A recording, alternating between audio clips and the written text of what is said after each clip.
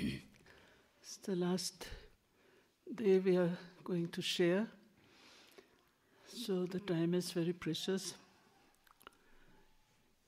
We start with one Mangala Shloka, that is Paramparastam.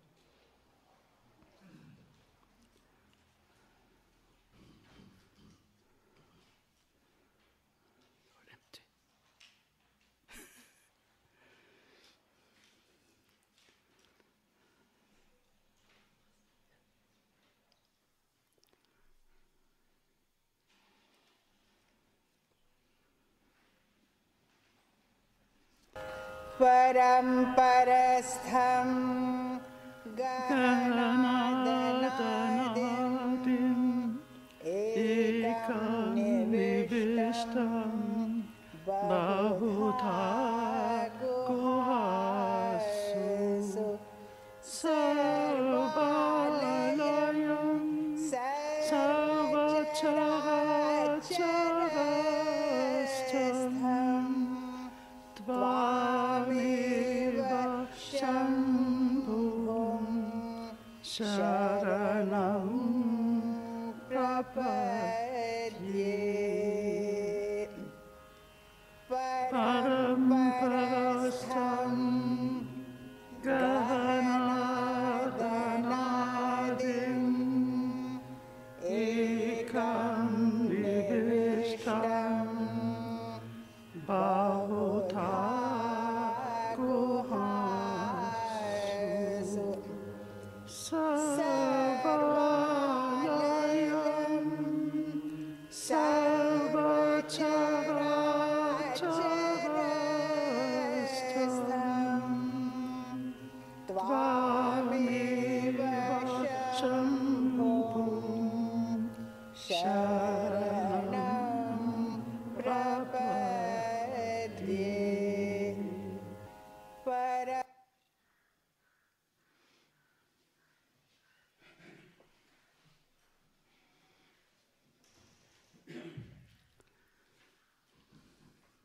Just close the door.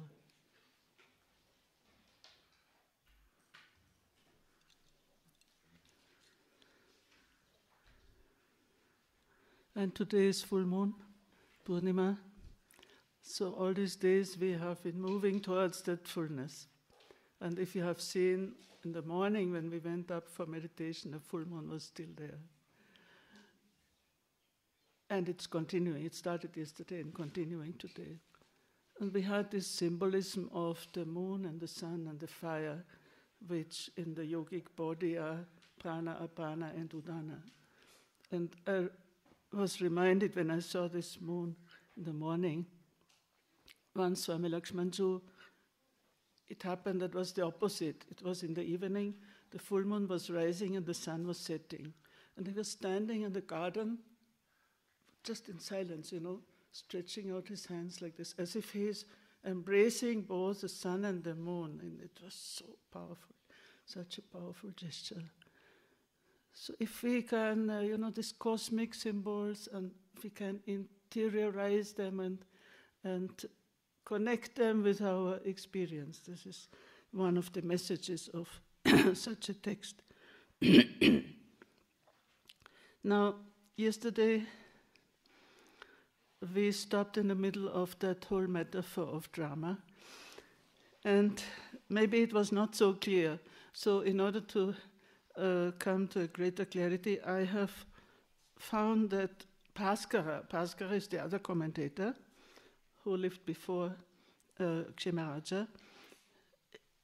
He is also very conscious of the elements of drama, and I think it is a little clearer how he introduces these sutras and how he explains them. So I will just quote now first from Bhaskara, and then we proceed to the spectators, Prekshakani. So he says in the introduction to the Sutra Nartaka Atma, how does the self constantly inebriated with the rasa? Now, rasa I will not translate. Rasa is the essence, is the aesthetic experience, is the blissful overflowing of that experience in the particular sentiments and so on. So he has translated it as juice. But juice is a bit too literal. So how does the self, constantly inebriated with the rasa of supreme bliss, behave when it resides in the body of one who is liberated in this life, and the mass of his delusion long since burnt away is always well awake? So he is that dancer, that actor. And now comes the Sutra Startagata, Atma. The experienced actor who knows about the forms of sentiment, rasa, emotive states, bhava, and acting, and who possesses the correct state of mind, sattva, speech, physical appearance, and dress, these are all the elements of drama. The sattva, the sattvika abhinaya, so the subtle presentation or subtle performance. Mind, speech, physical appearance, and dress is said to act his part well.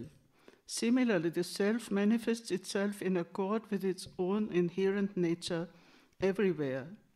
That means as every living being, by penetrating into the sentiment, rasa, of each emotive state, bhava, and playfully behaving accordingly.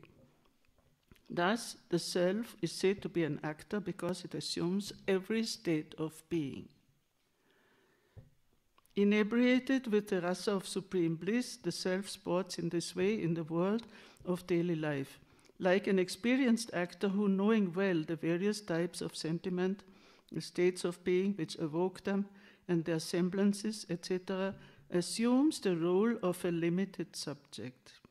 And then it goes on. I don't want to go into too much of a detail, but I think this makes it very clear what that whole simile is all about. It's that relationship between the fullness of the self, or the fullness of the experience of one's own true nature has already been attained, and then that freedom to play, to act in various roles, and to enter also in the different beings of the world without losing one's identity. So he remains the same, but he acts in all these roles, which can be any being and any state and any sentiment, etc., without getting lost in that. Because the limited individual or bound soul gets lost in all these sentiments and loses its own identity, its own swarupa. But the liberated one remains his own self, swarupa, and he can act in all kinds of roles. As we said yesterday, even behaving like a madman. That's also one of the examples given, especially by those ascetics who behave like mad, but just in order to hide their true nature. So we have come to the stage. We have seen what is the stage, which is the Antaratma, and then the third sutra in this very brief but so important for the whole aesthetics of Kashmir Shaivism, so important, these three sutras. The third one are the spectators. Prekshakani Indriyani. The senses of the yogi are the spectators.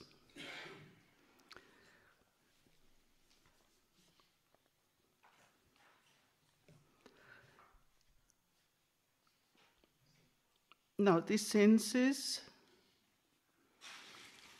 yoginas chakshuradini indriyani hi samsara natya prakatana pramoda nirbharam Svasvarupam antamukataya sakshat kurvanti. I mean, I prefer to... okay, that is it. The senses like eyes, etc. of the yogi witness inwardly their inmost self full of the delight in exhibiting the world drama. Samsara natya prakatana pramoda nirparam, full of the joy of producing or manifesting that drama, that universal drama, samsara natya, Jagannatya we have. Svasvarupam antarmukataya sakshat kurvanti, but they witness their own true nature by introversion, antarmukataya. So normally spectators is just that which is the most external, most the spectators are just looking outside, But this is the opposite, antarmukataya, by introversion. So what we had, this one dharana of Vijnana Bhairava, where you concentrate on that space in the heart, Nilinaksha, with all the senses merged inward, merged inside, instead of looking outside. And that is why he quotes the Kathopanishad, obviously. But then what in the case of performance, prayoga is the practical performance, that prayoga prarudhya vigalita vibhagan chamatkara rasa sampurnatam apadayanti. Those senses, by the development of the performance of the drama, they provide to the yogi fullness of aesthetic rapture, chamatkara rasa sampurnata, in which the sense of difference has disappeared. Chamatkara is a kind of synonym of that Vismaya, which we had, Vismaya Bhumika, Vismaya Yoga Bhumika. So this is Vismaya Yoga Bhumika would be the mystical correspondence to what it happens here is Chamatkara Purnata, Chamatkara Rasa. And this is a kind of the basis for Abhinavagupta's theory that the aesthetic experience can lead you directly to the mystical experience. Because that Chamatkara, that wonder, that overwhelming wonder, that which may start from an aesthetic experience and then it leads you directly into that Vismaya Yoga Bhumika. So they are so intimately connected. And what is so interesting, when we're speaking of the three upayas, and that the aesthetic experience does not belong to the lowest, belongs to the highest. Because it is something spontaneous and immediate. It is not. It doesn't pass through your mental, through your Vaikalpas and so on. But it is immediate. If you listen to real good music, you don't have to think about the different notes and so on. But it affects you directly. And that is really fascinating. He places aesthetic experience at the highest level. And of course, also spontaneous experience like aesthetic includes also seeing the full moon in the morning. I mean, this is also an aesthetic experience. So if you are open to that, you may just be transported into that state. So that is not Anavopaya, it is Shambhava. But that is why, and then he quotes the Kathopanishad, which is Kaschitira Pratyak Atmanam Aikshan Avritachakshur Amitatvam Ashnan. A certain wise man, desiring immortality. It starts, of course, with how does it start?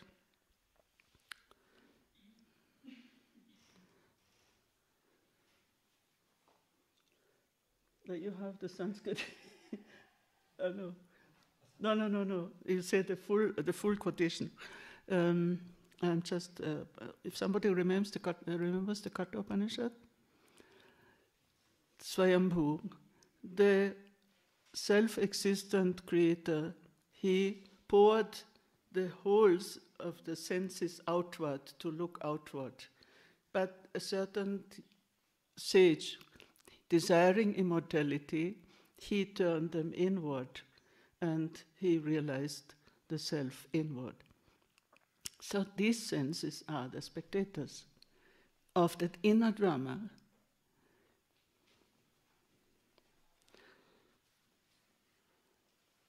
And again, here the Upanishads come sometimes very close to Tantra. And I'm sorry to say, but Vedanta has often suppressed these aspects which are much more close to Tantra, because the senses, even in this mantra, it is considered to be a mantra, are not suppressed, but they are turned inward, just like in the dharana of the Vijnana Bhairava. The merging all your senses inside, it doesn't mean suppressing them. It rather means giving them their fullness. That's what he says. They attain the fullness of this chamatkara, of this wonder. They are wonderstruck. So as we see, the whole philosophy also stresses that this bimba pratibimba, that the same richness which you find in the external world, the same richness you find in the internal world. And here, the senses which are there to enjoy this whole richness outside, and the same senses, they enjoy that inner fullness, that inner bliss and fullness.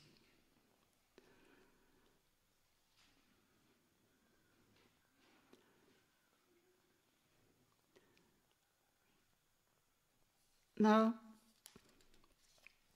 I want to conclude, because I want to have some time to listen to your wisdom.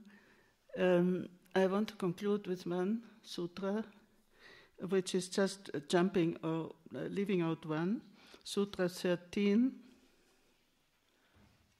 Of course, there is much more, but as I said yesterday, it's no point burdening you with too many sutras and you will not remember anything. It's better to concentrate on a few. And this is a group which belongs together, this whole drama, metaphor, and this whole that belongs together, and it may be concluded, maybe, it could be continued, but I think we may conclude it with this Sutra 13.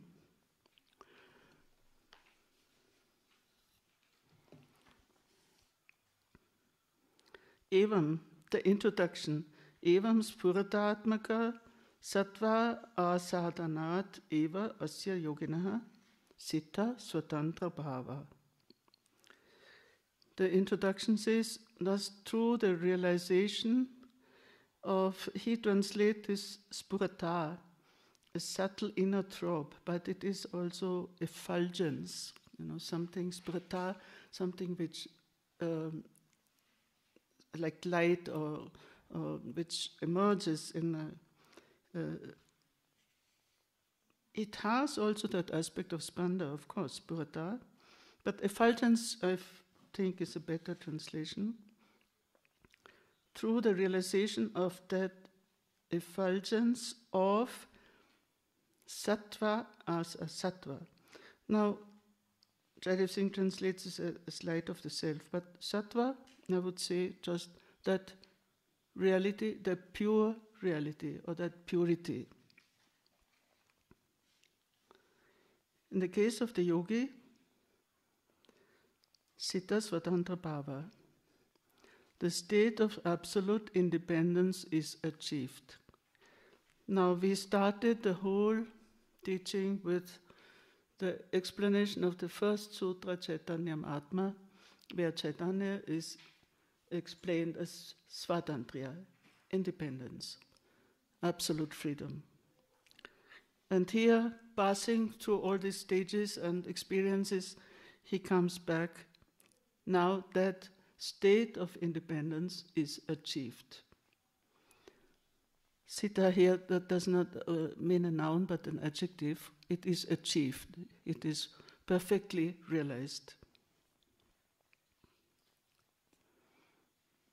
Sita Sampanna. Now what means this Svatantra Bhava, this state of absolute freedom? Sahaja Jnatva Kartitva Atmakam Ashesha Vishva Vashikari Svatantriyam. Svatantra Bhava means freedom which is of the form of inherent knowledge and activity and can bring the entire universe under its control. Inherent, he translates Sahaja. Now we have often referred to this whole concept of that spontaneous, natural, we had this Svabhavika and Sahaja. So this freedom is Sahaja Jnatva, the natural or spontaneous knowledge, state of knowledge and of activity. And Svatantriya means also having control over the entire universe.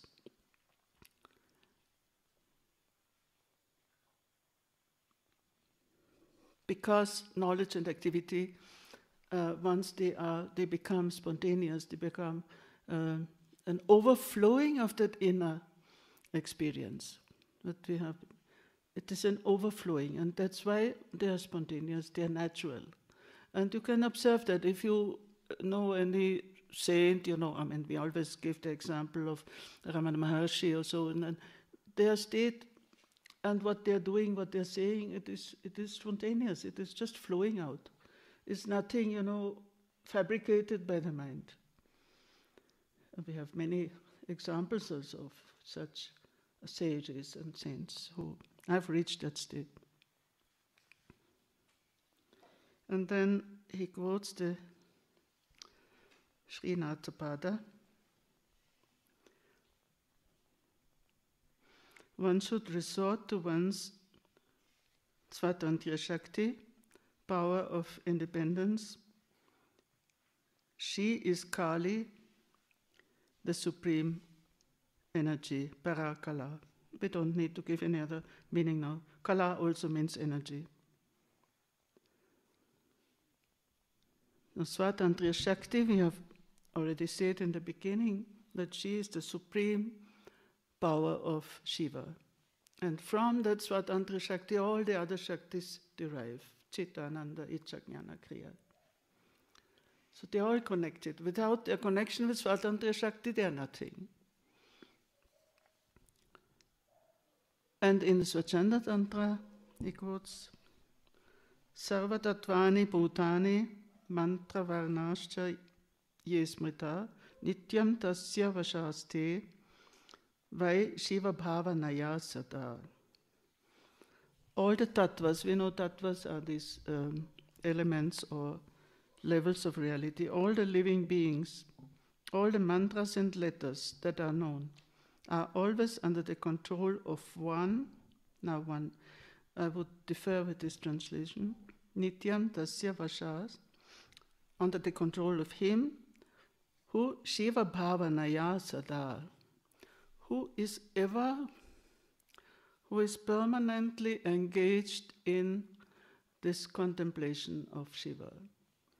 Bhavana is a contemplation which leads to union, where you start from a thought or a meditation on a particular aspect, and then you are transformed into what you are contemplating. So by uninterrupted contemplation of Shiva, this control over all the beings is attained. Yesterday I mentioned that particular yoga of Malini Vijaya Tantra, the Tattva Jaya, the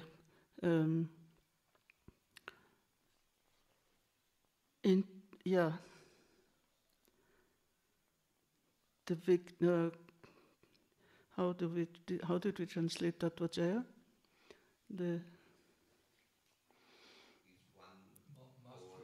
mastery over the elements, mastery over the levels of reality from earth to Shiva. Tattva Jaya. So this also means here, Sarva Tattvani, all the tattvas, all the beings, all the mantras and elements of language, they come under his control. So it's a tremendous, powerful state. But, and this we are not going to read this sutra because of lack of time, but in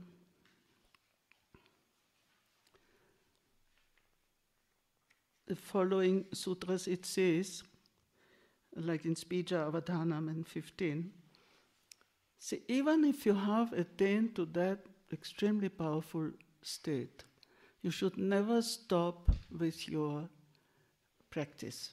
But if you have carefully listened what Swami Lakshmanchu was saying there, you go on practicing. He was saying that at every level, at any level, go on practicing. Even those who have attained the highest, they still sit in samadhi.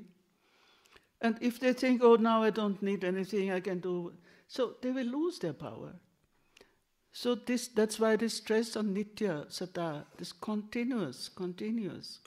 So even the highest lamas or yogis, still they go on practicing. Their practice may be of a very high nature, but still they do it. And this is Bija Avadhanam and so on, or this Avatana.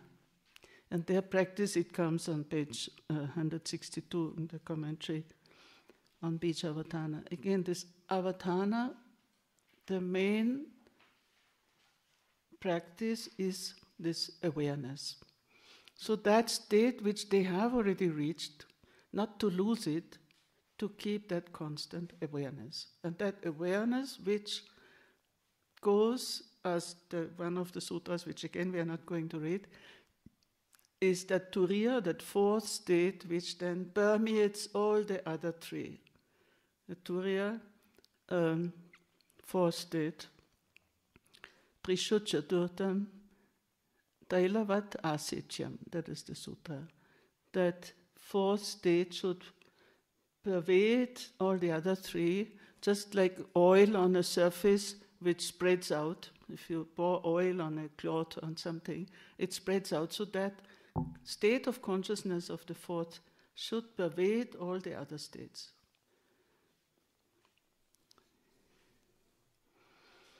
Now, it's very difficult to end and to conclude, but I think that Swatantriya Bhava is a very good point to end. And I would rather like to listen to your wisdom now. So get some time for our sharing. But just one footnote I wanted to make, because yesterday I heard the word dana. Something is written on these boxes, dana. But there is a sutra on dana. 228, Danam Atmajnanam. What is that self-realized yogi, what donation can he give? What gift can he give to the world? Whatever he can give, it is Atmajnana. It is his self-realization. And that comes close to the Bodhisattva idea, because once he has realized that fullness, he wouldn't need to do anything for others. But no. 328. No?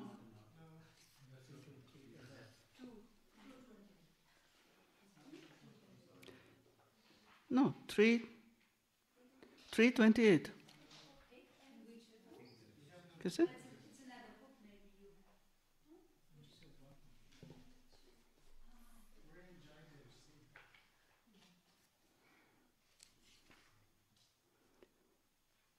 In Jaidev Singh, in page 191.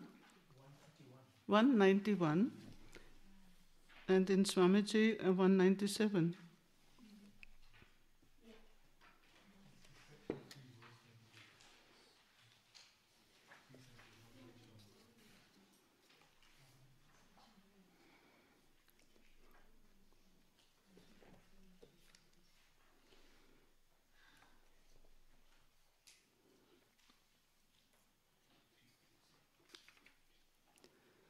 See, as Swamiji says, for that Jivan Mukta, that one who has reached that stage, during the remainder of his life, his reason for living is giving his real knowledge of God consciousness to others. This is the meaning of the sutta. And this is where we come very close to bodhicitta, because he does not keep that realization just for himself, but he gives himself and his own experience to others.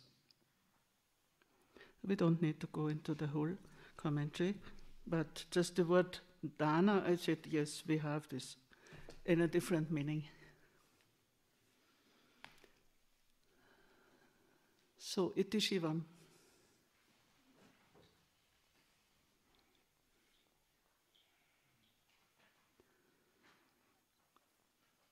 Then I think for this sharing, could we make a circle? But I ask you to speak in the mic, yeah? Or if it's too complicated, then we remain as we are. Okay. Circle, okay. Then make a circle.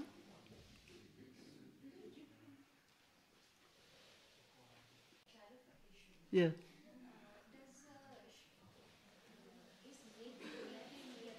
No, I can't hear. Mike.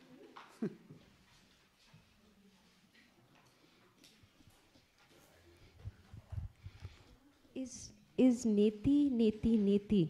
This is not it, this is not it, this is not it. Part of Kashmiri Shaivism and part of Tantra, or is it part of some other system? And after the clarification, then I have a question based on what the answer is. No, it is, and the approach is completely different.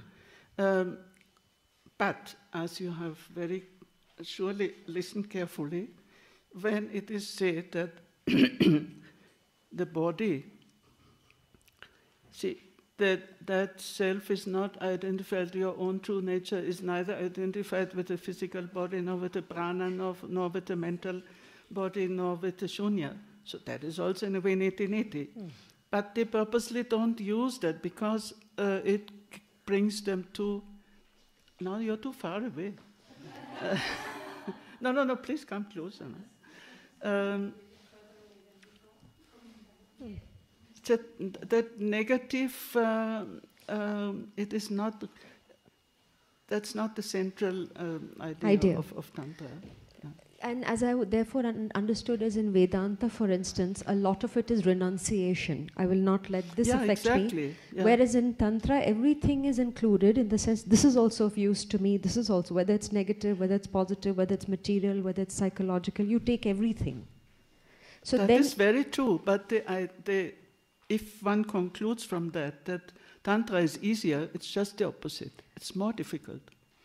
See, it's much easier to give up the world, give up the family or job and everything and go to the forest. Much easier. But Tantra, to integrate the whole reality, that is much more demanding. Yeah, I didn't mean it from the point of view that it makes it easier. I just meant it that it's different from Vedanta. But I just mean the general opinion of Tantra is that, but it's not our opinion. So I think now I should come down. So then neti, neti, neti is a part of Tantra also, but it is in... They will not express it like that, but as they say, they know that not to be identified with yourself, not to be identified with the body, with the prana, etc. So in that sense it is. So not to identify it with any limited sense of being. Yeah. That is the point.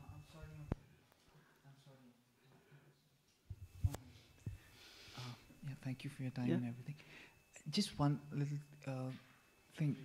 There are so there are opposites and this is about combining the opposites. I'm speaking very crudely. Which opposites? In all aspects of life, there are opposites. Now, there is one thing that has been troubling me throughout the teaching. It was intellectual. What would be the opposite of intellectual isolation? How would I, if suppose I'm intellectually isolated, I feel intellectually isolated. How would I, reconcile with this particular isolation? You mean in the sense of kaivalya? Isolation. Yeah, like intellectual isolation. Yeah. What would be the opposite? Yeah. Well, the opposite is integration. Integration of the whole of reality. That's what we have been all the time. It's not excluding, not isolation, but integration. That's the whole purpose of that. Yeah. Thank you so much.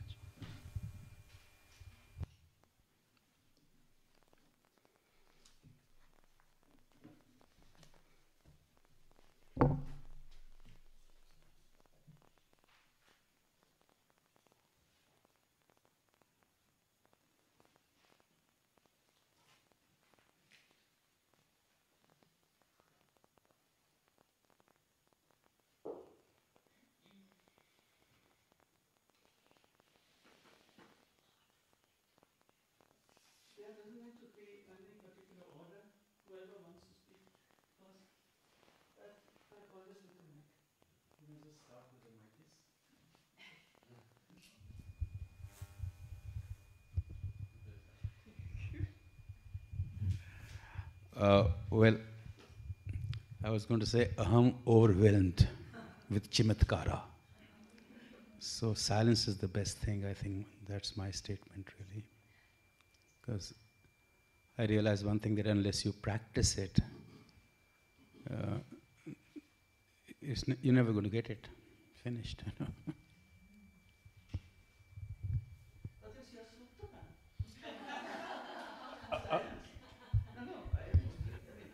Aham overwhelmed with chamatkara.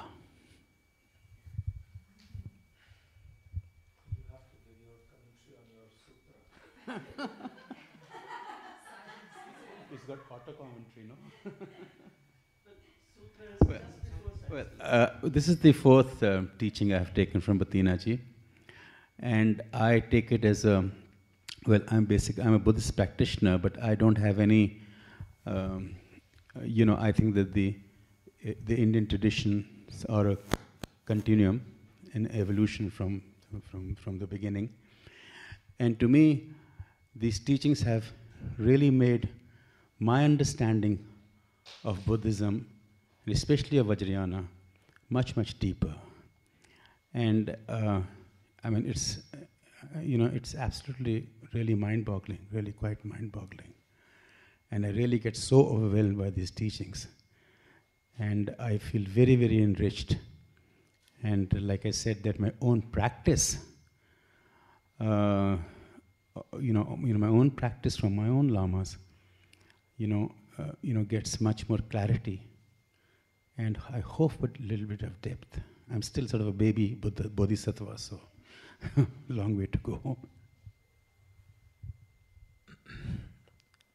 My sutra is no veil, no grace.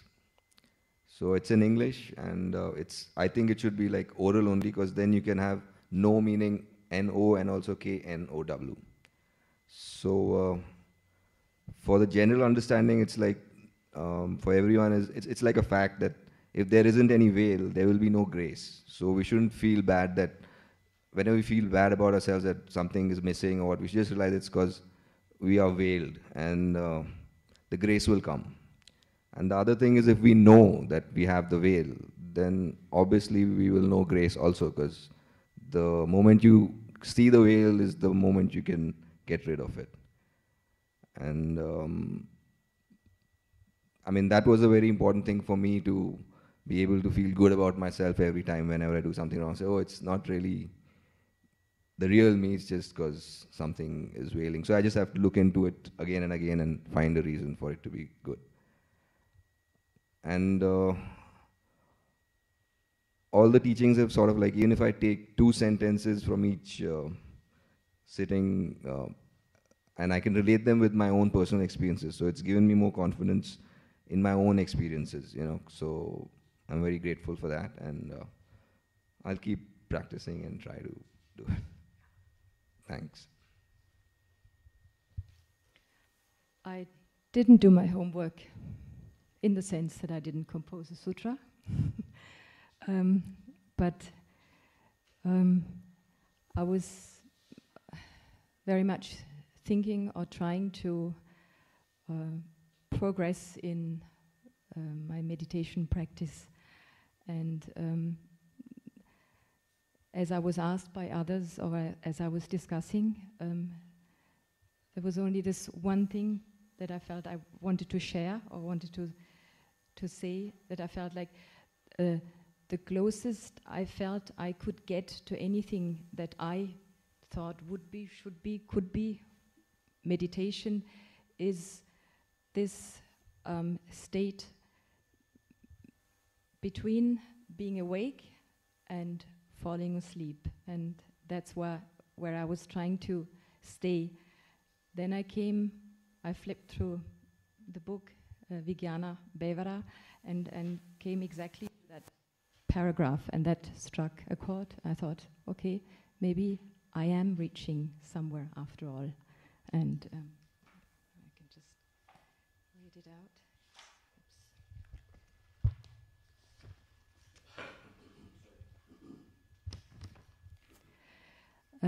It's the number 75. One should concentrate on the state when sleep has not yet come, but the external awareness has disappeared. There, the Supreme Goddess reveals herself. And maybe that's one of the things that I take from this week, amongst many other things.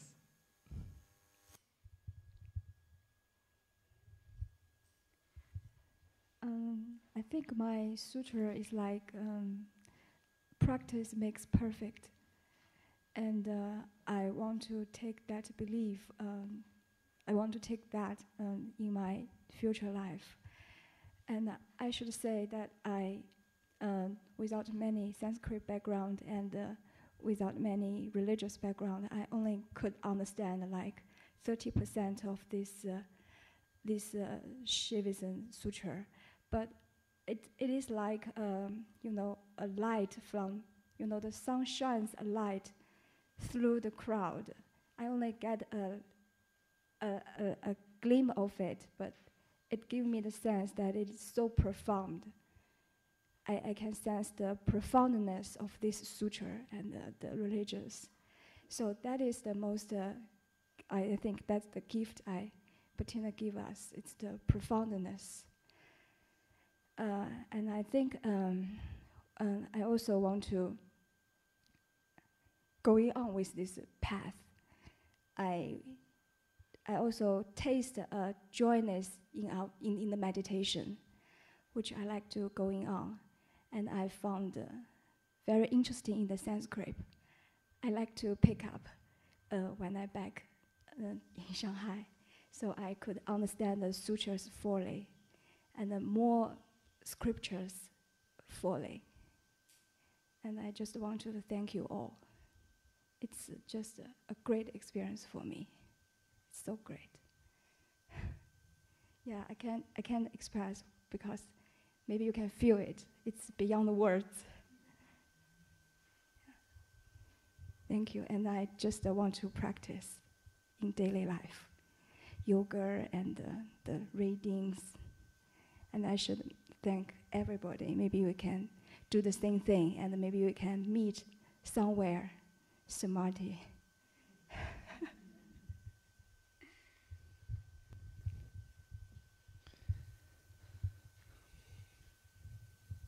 I was not able to make a sutra, but I would like to share my favorite one, which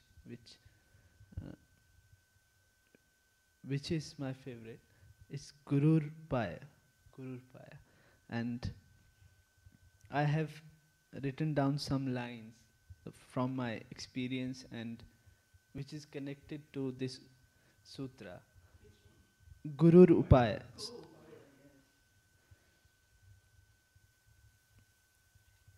In the presence of the Guru, the connection to the source is automatic. In his feet resides the state which is the first step of knowing who we are. His touch is the grace which connects one directly to the Supreme. Thank you.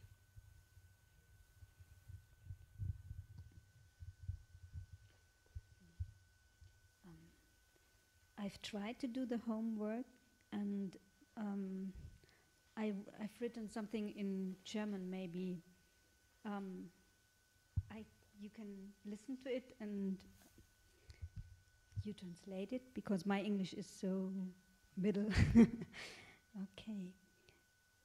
No, first of all, I want to share the sutra which touches me the most. It's Vismayo Yoga Bhumika, because I think life is always a wonder if we are open for it. And I'm very grateful to be here to share the time with you. And I'm very, very touched about everything what I could experience here. And I want to share the little sentences that I wrote in German. Wie ein in einen See geworfener Stein in der Mitte seiner Kreise auf den Grund des Sees sinkt, wird das klingende Mantra eins mit dem Weltenklang. Okay. Thank you. Thank you all.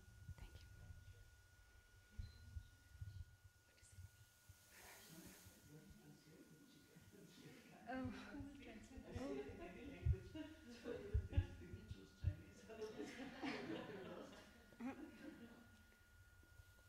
I can try to translate, but it was really difficult. Like a stone thrown in a lake, sinking to the ground in the middle of the circle he made by himself, the mantra which is intonated merges with the sound of all mantras.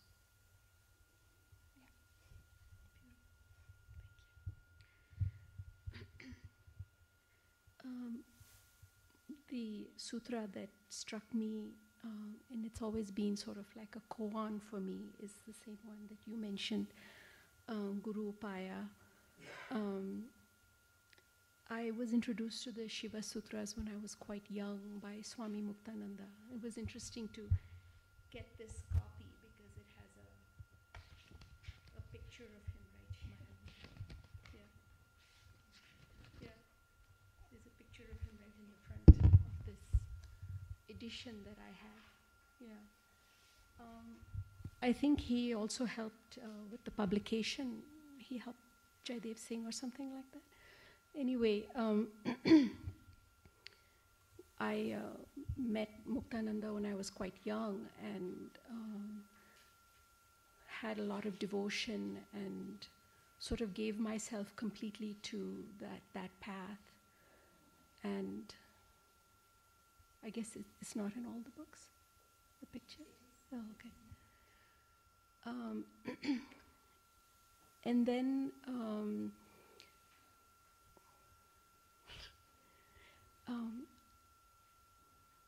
after he left his body, and there was a lot of difficulties in the ashram, and he left a lot of confusion behind.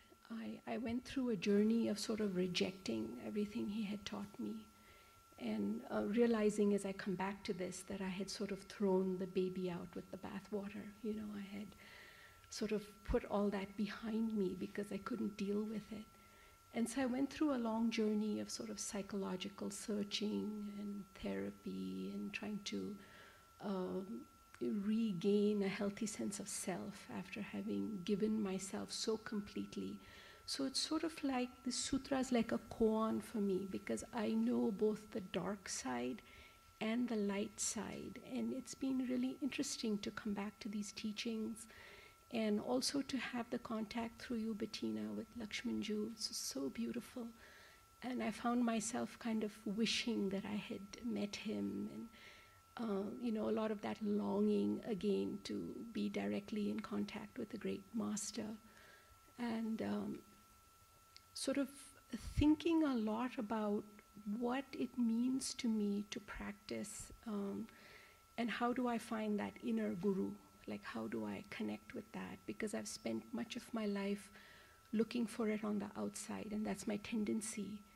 And sort of integrating what I've learned about myself on the inside. And I'm realizing that these words, in a sense, are like the embodiment of the guru, and I will take that away with me as a way of reconnecting with the guru. So I'm very, very grateful for that.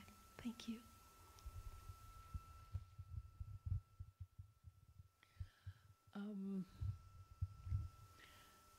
I didn't try to write a sutra, but I thought that for me it was many white lotuses of light blooming.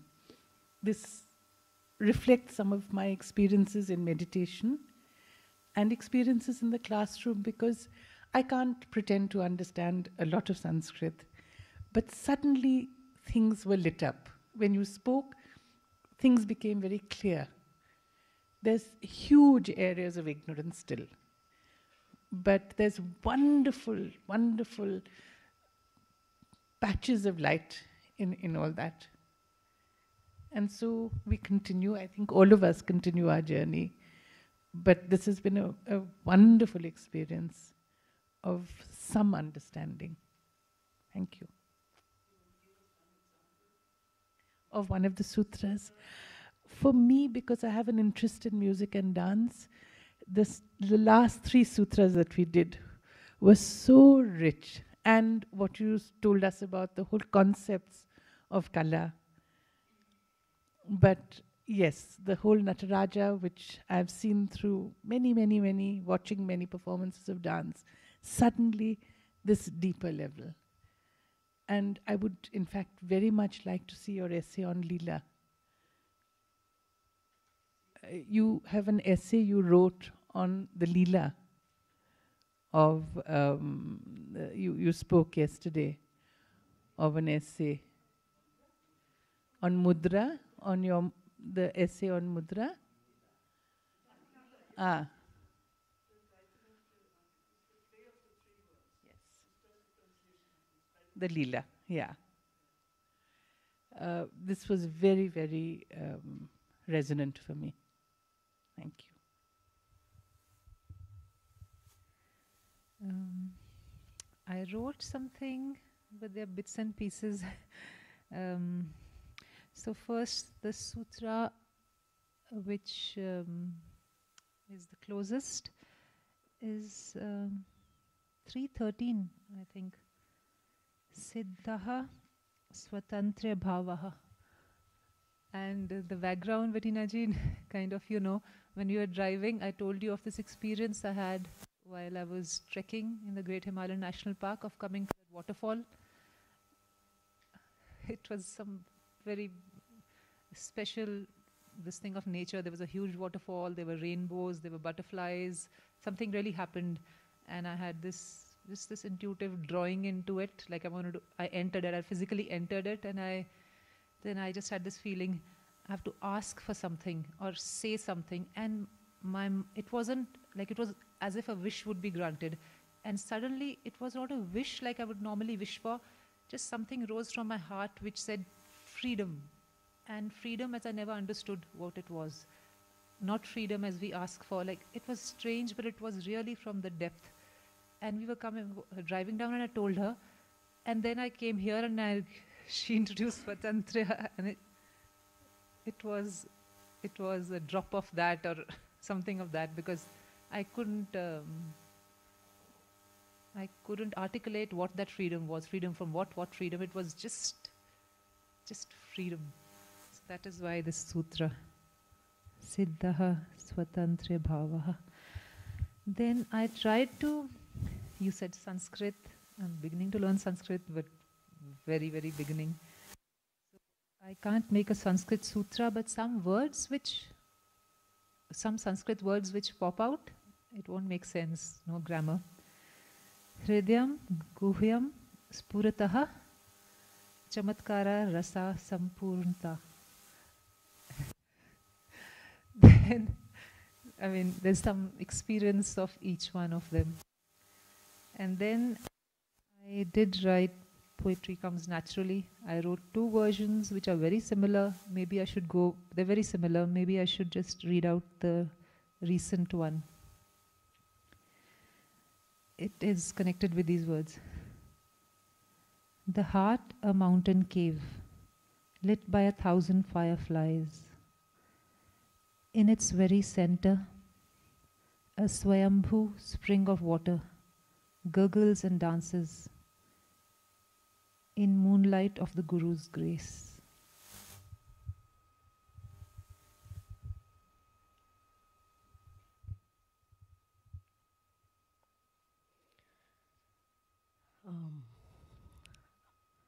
I actually somehow realized that I wouldn't be writing a sutra because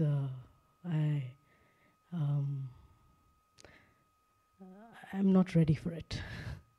So, but I would like to make an attempt, a serious attempt, maybe later, and I will definitely share it with you.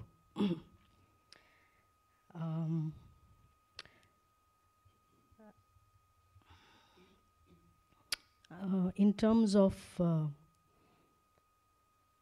identifying in place of writing a sutra, identifying something that I felt close to, I have to say that I think every sutra I felt connected with. So I couldn't possibly single out anyone. But at the same time, there are a couple which sort of rang true in terms of what I consider myself inclined towards. And those are Sutra 4 and 5 in the first section. I think I told you that basically the reason for that, as I understand it, is to do with a very deep connection I feel with language, with words. So I think I also asked you about the Malini Vijay Tantra and the alphabet in, distinction from the Matrika. So what Sutra 4 says and how I understood it is, words, language, concept, and the limitation, and then the freedom, the possibility of freedom from the bondage of that in terms of release, in terms of opening out in the 5th sutra. So I think that holds a very deep meaning for me. And I would like to follow through in terms of understanding more of Malini Vijay Tantra. Thank you very much. Hello. First of all, First of all, I would really say thank you to Bettina and for this way of teaching, expressing herself with such an enthusiasm and overwhelming energy.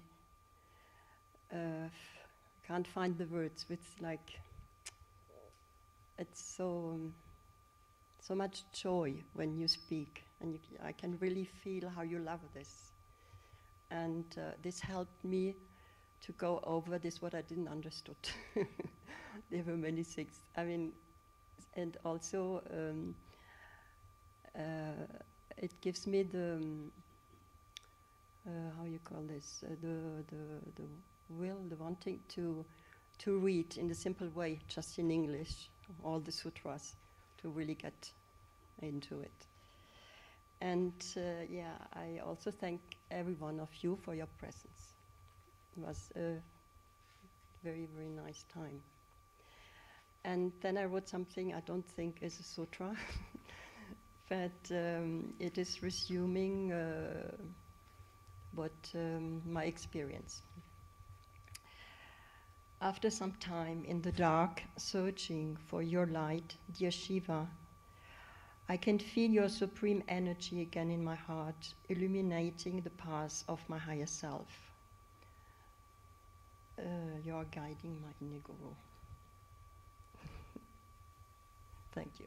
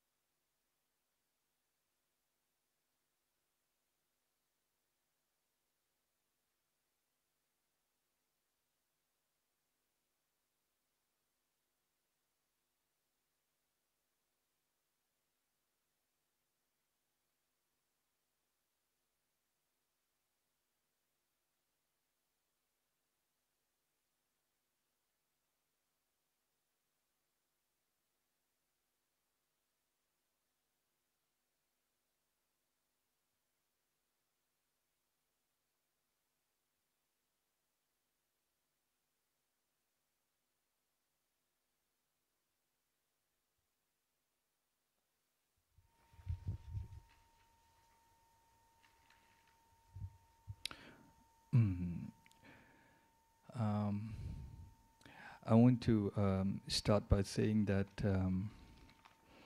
I had been to ashrams and monasteries before coming here to Deer Park, and I either found them to be commercial entities, or I found them to be commercial entities like multinational corporations, or I found them to be ones in which the rules and regulations were so close to those of the Advaita Vedanta of Shankaracharya that practice, contemplation, awareness was given a very far second, third, or even fourth position compared to the maintenance of these rules and regulations. So I'm very happy to be here at Deer Park, where I find a perfect balance between the rules and freedom, and I think that's necessary to permit the practices that we have all come here for.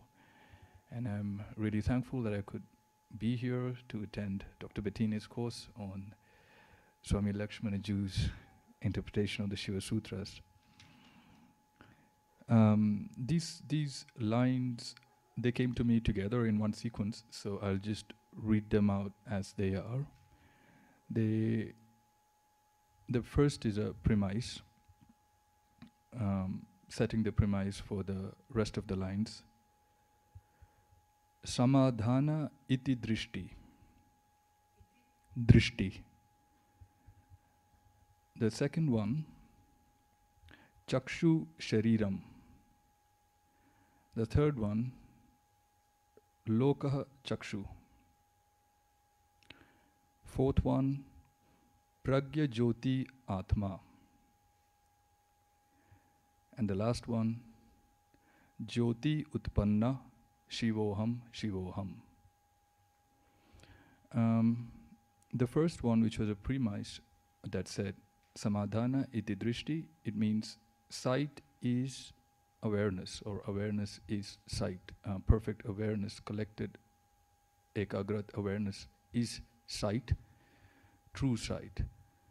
And all other sight, as we have learned, is stuck in levels of temporal but delusionary reality. And for those who can achieve this sight, the body becomes an eye.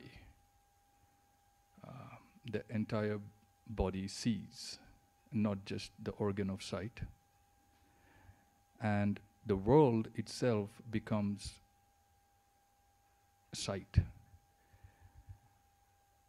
This that it sees, the light which falls into the eye of the world and the body and the universe with which it sees itself, comes from the light of Atma, which is Pragya. That's the fourth one. And Pragya, as we have studied, I think is awareness, balanced awareness. And that is the light of Atma. This light is born from the primal desire of Shiva to manifest himself, Shivoham. And when we, as in our objective world of objects, but we being creations of that birth of light, when we have the feeling of Shivoham, then we go back to that origin of light. So the light originates from the feeling of Shiva, and finally from those objects which are produced, when they have a feeling of Shivoham, it goes back to the original light. So this was a sequence of the sutras that came to me. Namah Shivaya.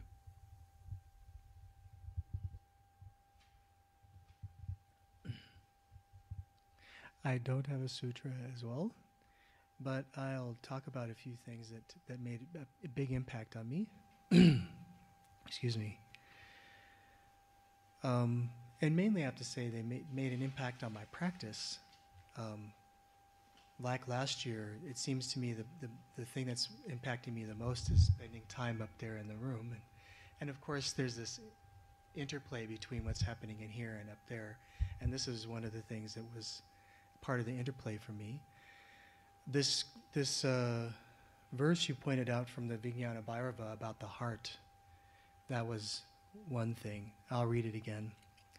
He whose mind together with the other senses is merged in the ether of the heart, who has entered mentally into the center of the two bowls of the heart lotus, who has excluded everything else from the consciousness, acquires great fortune, O beautiful one. And the other thing that made an impact was this concept of Vishranti, which you mentioned. And I think for me, one of the hardest things about meditation is that I'm very diligent and I can be maybe a little overly vigilant, and I need to relax. So Vishranti is very helpful. And it actually makes things, just because I have Vishranti doesn't mean I can't be still vigilant. So I found a little bit more balance with that this time around. And this thing about the heart kind of goes along with that, along with these kinds of images we're getting from about the lake, plunging into this lake, you know. It feels like this kind of deep place you go to where it's very peaceful. And yes, this is very helpful to me, and I want to thank you for the whole seminar as well as these few things. They're like little gems for me.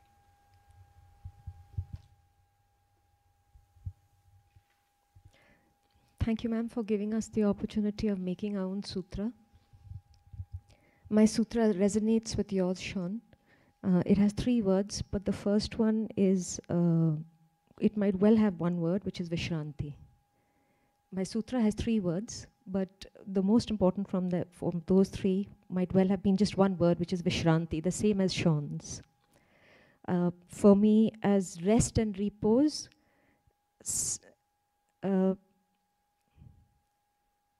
and as the fact that the Devi rests within those pauses. So when one pauses, one can take stock in the here and now. Otherwise, we are constantly racing with trying to keep up with the pace of the mind.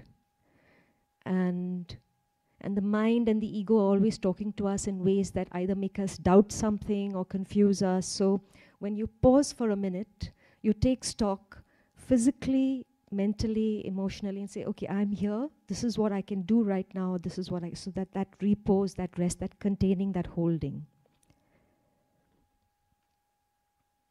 The other word is sahaja, so Vishranti, sahaja, which is again, as you said, Sean, that one doesn't strive for that repose or that rest in a way where you're trying to clasp, you actually unclasp. You let go. It's effortless, it's inherent, it's with ease. So you're resting with ease. Otherwise, one is trying to achieve that rest by doing something, and that negates the entire purpose of trying to rest in that moment. And the third word is, and I don't know if this is right, but santhana, which I meant as attentively. So Vishranti, sahaja, santhana. So when one rests, without a clasping, rather, with an unclasping, with a surrendering, but not with a surrendering that dulls you, but with a surrendering that keeps you attentive to still this spoken language, this continuous communication with things coming your way and you reading into it and taking it all within to try and make it this one big whole. And thank you, ma'am. Many of the sutras were resonated so much. So it was like a wonderful experience being in the workshop.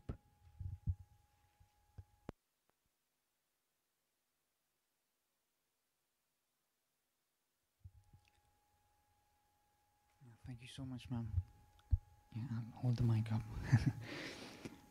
Yeah, so I was just thinking when everybody and thank everybody here present as well. I mean, I get a lot to learn, sometimes in a good way, maybe sometimes in a bad way, but it's been wonderful being with all of you.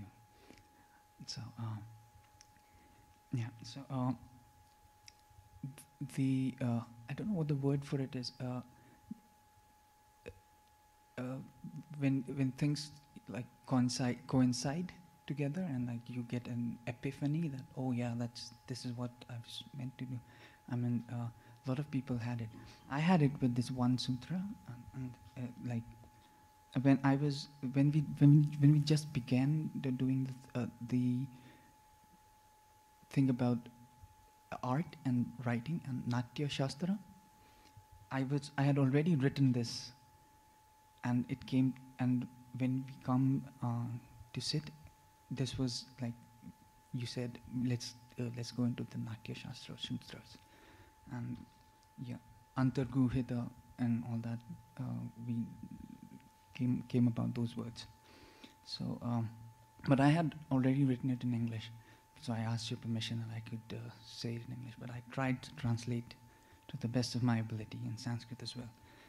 So, may I say it in English first or in Sanskrit first? Okay. Okay. It says, Shiva Stuti, na janati nrityam karomi. Yeah, it's like, I don't know how to dance, but I'm still dancing.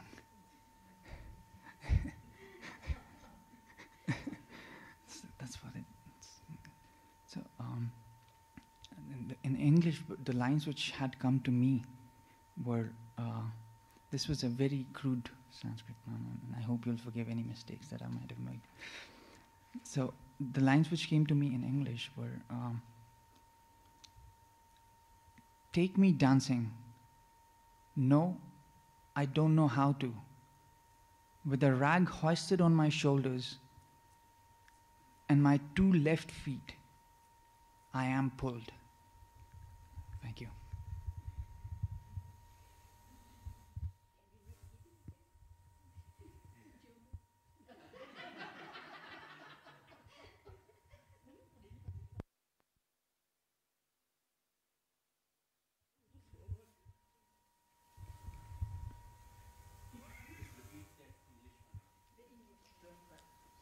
Take me dancing.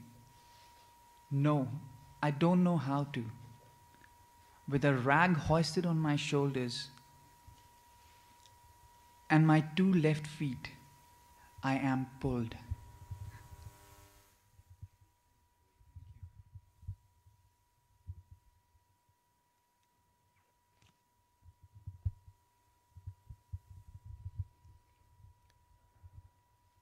So the time of liberation has come.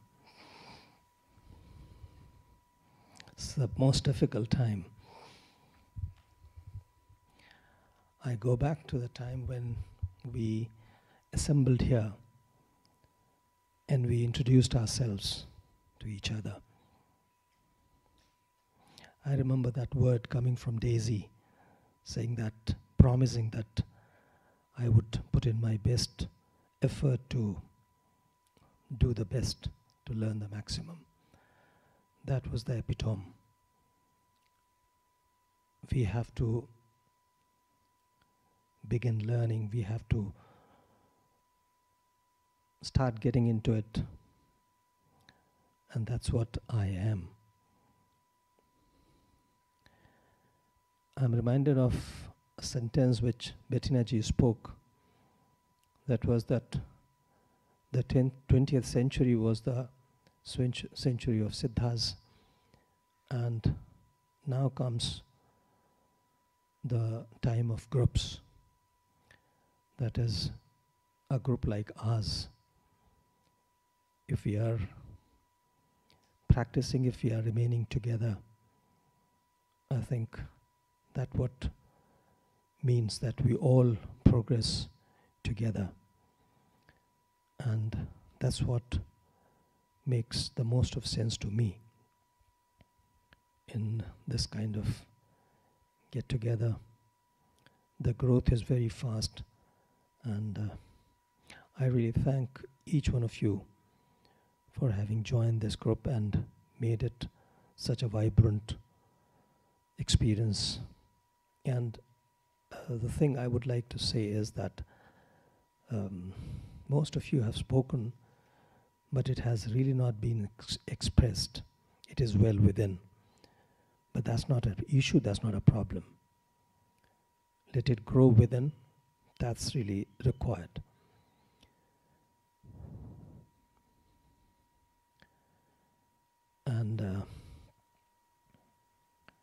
So I have my objective in front of me, that where I have to reach, what I have to attain, and that's my sadhana and that's my meditation. And but yes, there's a contribution from each one of you in that. That's what is really very important to me.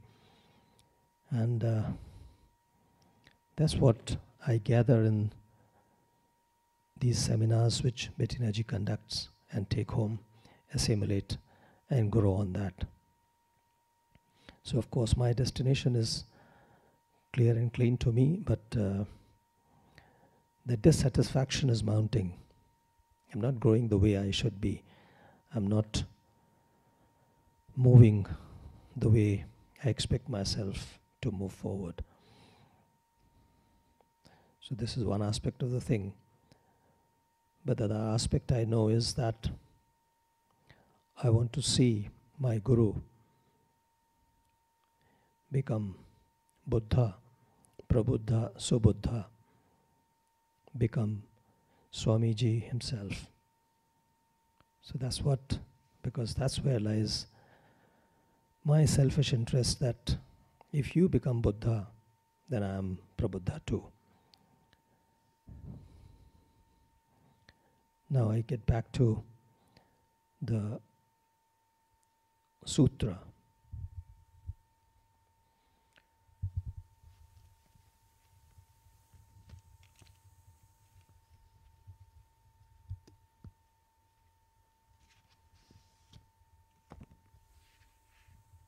I would like to say that I'm the most tortured one, because while we were coming, and I think once one of the beginning moments, Bettina ji said that at the end of the day we'll have to become the Sutrakara. So that was ringing in my head, that this announcement will come and we'll have to sort of create a sutra. So here it is. Samvit Anusandhana Satatam Shiva.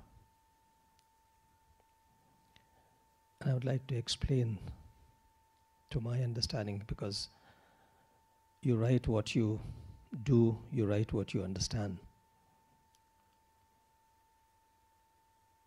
If you live with that consciousness, awareness, and keep exploring that awareness constantly,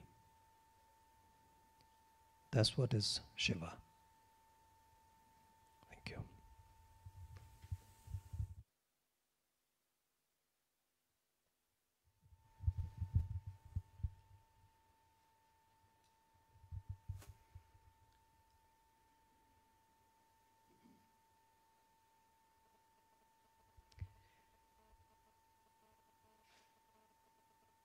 I try to find the words in between Sanskrit, German, and English, and it's not very easy. The main word which touches me the most and accompanies me all these days and long time above these days is Svatantriya. And two other Sanskrit words in between or together, which are important for me, are Agni and Lila. And in this seminar, I got a new understanding, very important for me, a new understanding of Lila. I tried to write some sentences to make it short, but it was so much. So it's not so short. Whole universe emerge in unity, reflecting the light of the Supreme Consciousness, the Devi, the real self, filled with Svatantriya Shakti.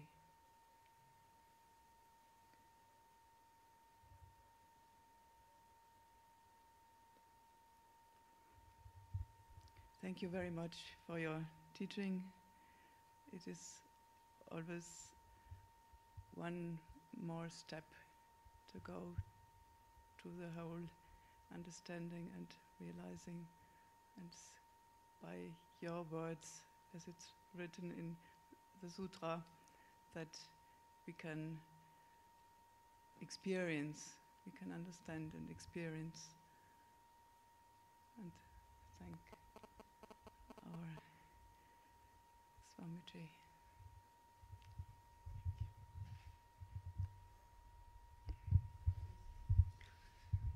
First, thank you very much, Bettina ji.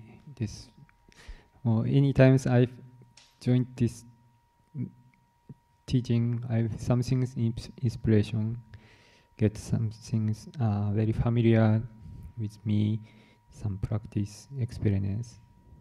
So I can't speak Sanskrit, but maybe I try to English. Joy, natural mystery, here and now, and joy, freedom. So we need some things. First enter the kind of joy of this present moment, and we are, how to say, detach joy and also maybe some unjoy things, unhappy things, both. Then entire total freedom. Yeah, but again we come joy of natural mystery. Thank you very much.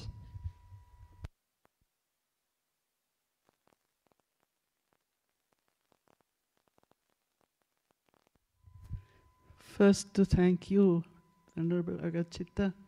In all those seminars, you have been such a quiet and discreet support, being aware of everything what's going on, just silent presence, and yet thinking of all the details.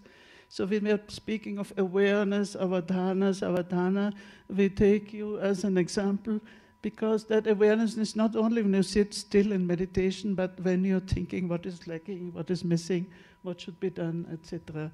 So we are very grateful for your presence, which I have been every time experiencing in the same way.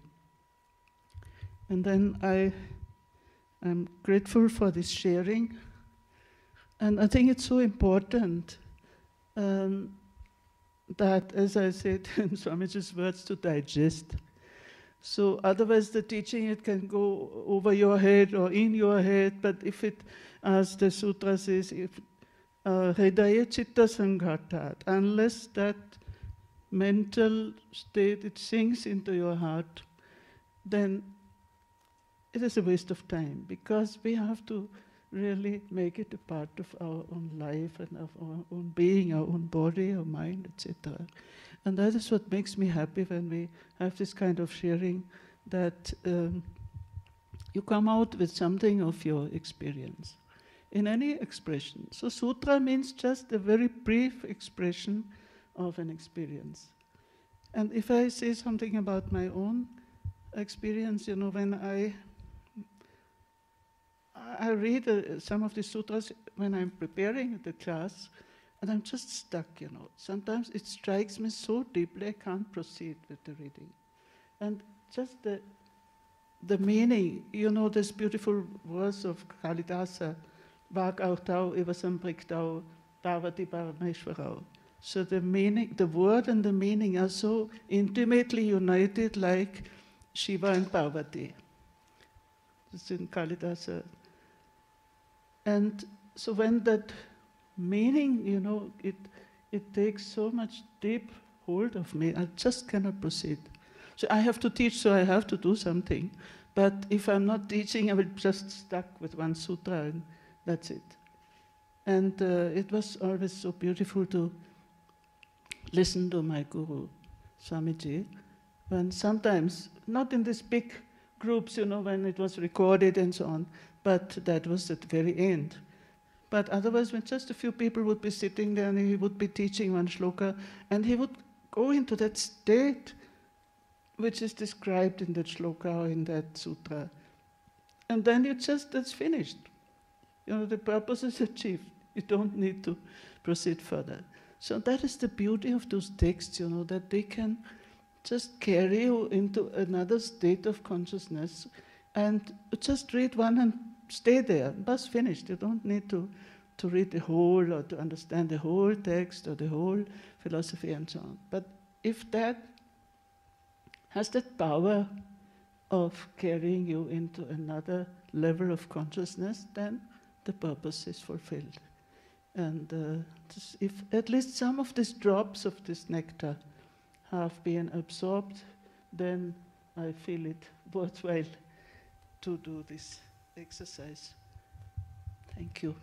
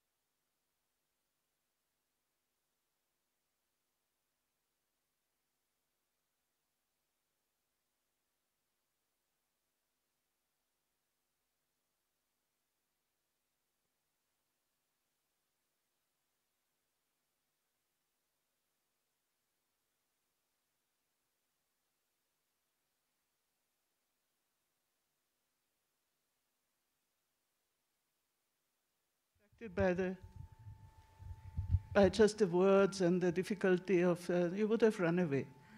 Is it true?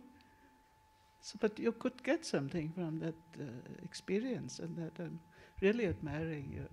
So I just wish you to, as you said, to go on practicing and experiencing that. So I'm happy that you came.